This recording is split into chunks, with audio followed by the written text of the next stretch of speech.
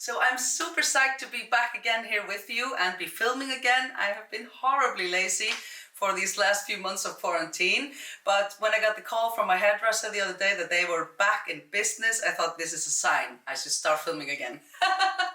So I did my hair and thought to myself that I would get myself going again by making this super easy quick tutorial that I'm going to share with you today, which is just how to hold your hook and yarn. So I get all these questions about how I hold my hook and yarn. So I thought I would get back into the groove by doing a quick, nice tutorial with that and just say hi, really. So another very important factor, and what was even more encouraging than the hairdresser, was the fact that I have hit 100,000 subscribers, you guys! And I got this super cool plaque from YouTube, and it's just, I'm so happy, and just, thank you so much for the support. I'm just beside myself. And the best part was that my boys that are like 11 and 13, they were like super proud of me. I want to show all their friends, so I'm the hip mama now.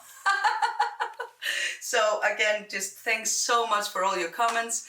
And I usually don't ask this, but if you haven't subscribed to my channel, please do. I mean, I really appreciate it. It's really a lot of fun to see it grow, and yeah, it's a milestone. So thanks again for all the support. I'm really happy. I haven't been filming a lot, but I have been keeping busy, and I'm working on my 2021 cal, but that's all still top secret, so I won't be showing that still.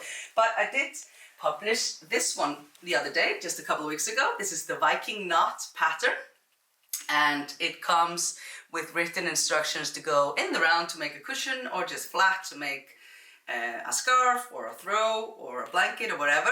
So that's available on my Ravelry store, and actually here I'm mixing intarsia a bit when doing these kinds of changing colors. So that's one of the tutorials I want to get going next. So you can look forward to that.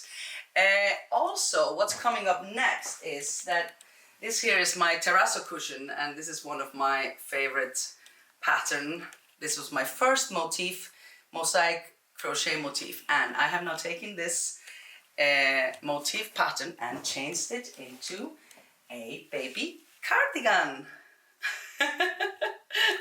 Isn't it cute? So this is it's so easy. It's the type of cardigan that's just made with 2 hexagons, and then you join it on the back and on the sleeves, and you have a cardigan. Voila! So this is the original, and I of course did 2 versions because, what would the pattern be with less than 2 versions? And so I did a simple version as well, which is just super cute. And we were actually just doing a photo shoot for this today, and it came out so cute. I'm really happy with it. So I will release this next Friday, 21st, I think, is of May. And I'm planning at least to do a tutorial for that as well. But that's it for me rambling along. Again, thanks for the support. And even if I haven't been posting new videos, I always try and go through the comments. And I love hearing back from you guys. It's so encouraging. And even some of you were like checking in with me saying, what's up, Tina? Aren't you going to come with some new stuff? So, that was very much appreciated because I was just being lazy. But that's it for now. Let's get to it. I'm going to show you how I hold my hook and yarn. Let's do it. Okay, so like I said, I keep getting questions about showing you in detail how I hold my hook and yarn. And obviously I thought it was kind of actually funny because, all I do in the tutorials is showing you how I hold my hook and yarn, yeah? But, in detail to showing it slowly and precisely the way I do it if you want to try and use the same method. I also get a lot of questions about the hooks that I use. And these are my hooks. They are called Tulip. And these are the Tulip Atimo. And I've been using these for like the last 10 years, at least 10, 12 years. And I absolutely swear by them. I will not use anything else, actually. I absolutely love these. They are really, really good. They have a soft rubber holding, and then if you see, if I come close here, these are really smooth. Other ones that have a bit of like a matted surface here, but these are really smooth and just glide through the yarn and are just absolutely fabulous. And I really, yeah, I won't use anything else. And these are actually the new type. I got this as a gift from my friend Christine. These are the new red line, which are just gorgeous and come in this really cute little pouch. And this is, yeah, so I really like these red ones. This is the classic type, which are really cool as well. I have some bigger sizes in that one. So this is all that I will ever use. I will say that I am in no way sponsored by Tulip. This is just my personal preference that I found years back. And you know, but if Tulip people are watching this and want to send me some kind of a gift, I would, you know, I wouldn't refuse it, you know. So, you know, this could be sponsored. No. But yeah, it's not at all. So this is not like a product placement thing or anything. These are just the ones that I use and absolutely love them. And you know, maybe they are a bit more pricey than the cheap aluminium ones that you get without this and everything at the supermarkets. But in my opinion, I mean, it's so important to have good tools. Especially if you do a lot of crocheting, you know, you always just want to have good tools for what you're using. And if you know, treat them well, they will last for the next decades, like 10, 20 years at least. So it's really worth it, I think. And I love these. So is this the right one? No, this is the 4mm. I was going to take the 4.5, which is this one. And so before I show you the way that I hold my hook, I just have my Montana here laid out because I'm going to show you on this one, because this is the only project that I have actually at hand that I can show you, because the other stuff that I'm working on, the Carl, is top secret still. So before I show you how I do it, let's just take a minute and you know, talk about how you can hold your hook. So there are basically two ways that you can hold your hook when crocheting. So there's this grip here, which is called the knife grip. Yeah, so you're holding it basically like you would hold a knife. And then there's the pencil grip, which is like this. So from what I've seen in my research, I think that the knife hook is more common in the Americas, and then in Europe the pencil hook, the hold was more like historically speaking, but I don't know. And I think many people, like myself included. So I learned to crochet as a kid from my great grandmother, but then she passed away just a few years later. So I kind of just kept going and was semi self-taught. Like she just taught me the basics, and then I kept going a few years later. And so the most natural way, and many people would hold it like this. I mean, if you're just going to grab something, you're not going to grab something like this. You know, it's just silly. So like the natural way of grabbing something would be like this. So maybe this is more common. I don't know. But I use the pencil grip by now. And I think it's, okay, first of all, it's very important that it's clear that there is no right or wrong way to hold your hook or your yarn or your piece or whatever. Like the most important part is, well, there are three important parts: that you're having fun with it, that you're doing a good job and doing it, you know, nicely, crocheting nicely, and that you have a good outcome and a beautiful piece in the end. So, you know, whichever way you get there is irrelevant.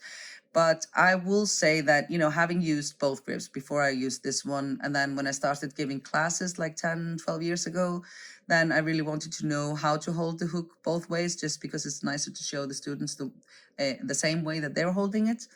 So I have done both, and I do prefer the pencil grip. It's just more efficient, quicker, and for me, it's better. But again, no wrong way or right way, personal choice. What I did to change my grip was to go from this to here, was that every time that I started crocheting, so I would sit down and start crocheting, and I would basically just force myself to hold the hook like this for the first 5 minutes. I would put like a timer on. So for the first 5 minutes of crocheting, I would hold it like this, and then I could switch back to my old way of doing it like this. And after a while, then I just didn't want to switch. So I just kept going with this one actually. But even it's good to know how to do it both ways. But this one is definitely my preferred way of doing it. So now that's we've done that. There's no wrong or right way. So now I'm just going to show you in detail how I do it. So I have here my Montana on the go. And so what I will do, basically the thing is that you are holding your hook always with your right hand. Well, this is obviously, you just swap it all around if you're left-handed, but if you're right-handed like me, then you're holding your hook with your right hand, and with your left hand, you're holding both your crochet piece and the yarn. So if I just put the hook here into this loop, this is also a good trick when you stop crocheting, you're just going to lay it down, then I always do this, make the loop extra big so that it won't unravel. So I'm going to pull that in here. And what I do for how I hold my yarn, so I hold my hook like this, the pencil grip, yeah? And the way that I hold my yarn is like this. So I will lay the yarn over my first 3 fingers, the pinky, the ring finger, and the middle finger. And then I will turn the yarn 1 circle around the middle finger, like this, and then I will pop my index finger under here, okay? And so then basically you're really close to, like some people will have their index finger up in the air like this. I think that may be a residue of maybe if you were a knitter, then you're used to having your finger up in the air, but actually it is better to try and keep it close and tight down like this, because then you're controlling it better. Then nothing is up in the air, like, and then it's also more difficult to hold your piece. But if you have everything close like this, then you have better control. Like I can, I have this all, I have I'm holding my crochet piece between my index finger and my thumb, and then the yarn is over here, okay? And then obviously the hook is in the right hand. Okay, so then when we start crocheting, then you just insert your hook, and you see that I'm sort of working on top of my index finger. But the way that works, so that, because you don't want, sometimes even if you have a smaller hook, then the head is a bit pointy and you don't want to be like hurting yourself here. So what I do is and this is like something I do without thinking, or it's like unconscious by now, is that I will like lift my middle finger a bit.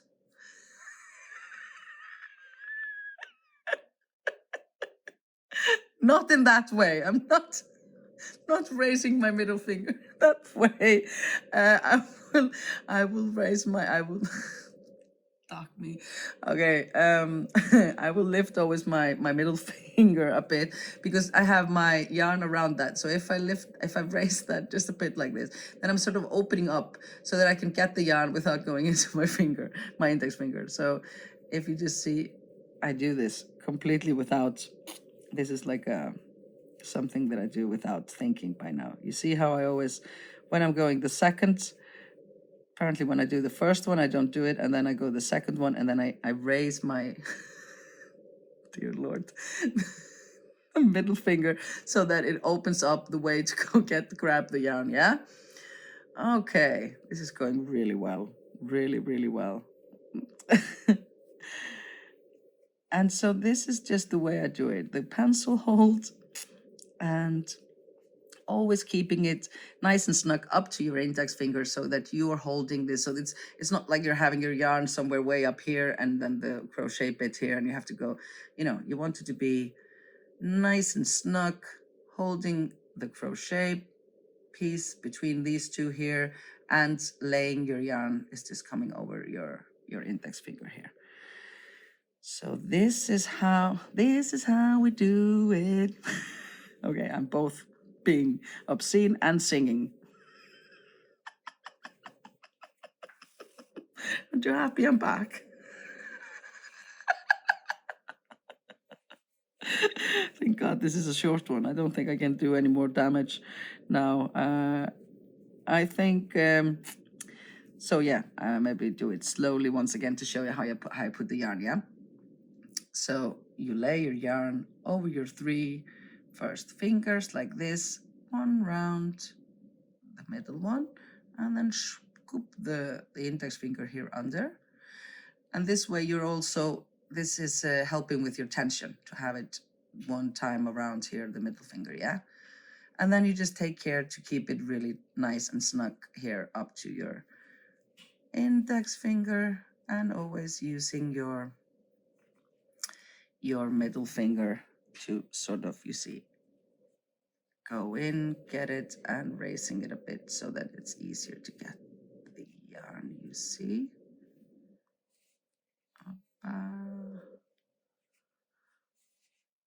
Okay, so this is how I do it. Nice and easy. And again, you know, there's no right way. Just do it the way that you feel that comes natural and that you like doing it. But if you want to try something new, and maybe even I feel that after I changed from here to here, I did, my crochet skills did enhance. So I can definitely recommend it without condemning this or anything, just not saying one is better, but this one is better for me at least. So I can definitely recommend that. So yarn around and up, and off we go. Oh, isn't it lovely to crochet? So that's it for today. Happy hooking! See you soon!